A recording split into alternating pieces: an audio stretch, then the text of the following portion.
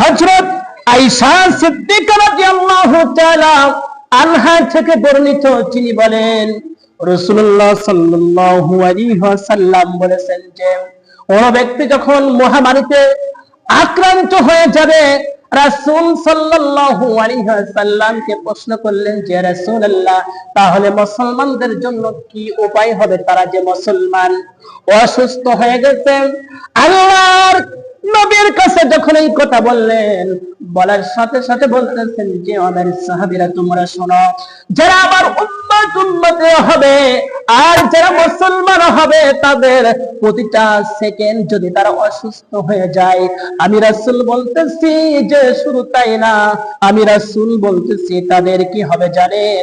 প্রতিটা সেকেন্ড তাদের জন্য শহীদের সওয়াব দিবে। বলেন সুবহানাল্লাহ।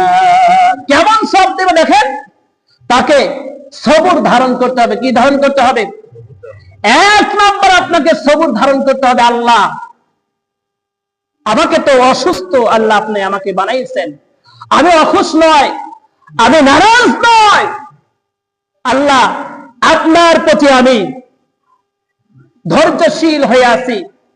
আল্লাহ পাক নবীজি বলেছেন ওই বান্দা যখন ধৈর্য থাকবে আর সওয়াবের নিতে অসুস্থর মধ্যে আছে, আল্লাহ পাকের রাসূল বলেছেন শহীদরা যে সওয়াব পাবে, মুমিন বান্দা বান্দি যদি সওয়াবের নিতে আল্লাহর প্রতি ভরসা করে, আল্লাহ পাকের রাসূল বলেছেন তাকে শহীদি মর্যাদা তাকে দান করা হবে। সুবহানাল্লাহ।